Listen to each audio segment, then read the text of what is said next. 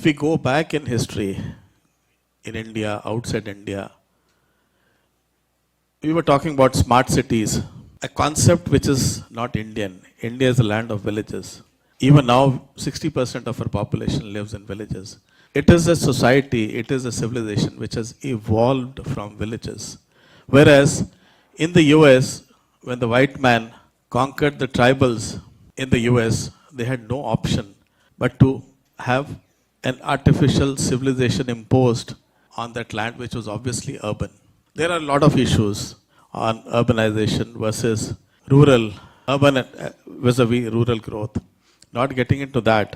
And it is much more expensive. Now, with the advent of internet, with the advent of virtual communications, why is it that we want to bring people to cities? What's the big deal?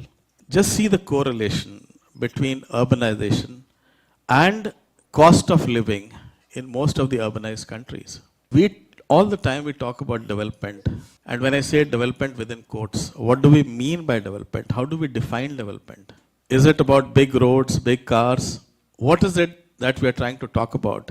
I remember when I talk about microwaving food, I remember 2 years when I was living in the US, I realized the quality of ethnic food which Indians had in the US was much more inferior to the quality of food that people in villages in India have. So what is the big deal? And as I used to say, लोगों ने सुविधाएं देखी हैं, सुख नहीं देखा है. सुविधाओं और सुख में बहुत अंतर है. And I'm not trying to make a case at a philosophical level. I think we need to be mindful of all these things. When we talk about development, when we talk about growth, when we talk about technology and innovation,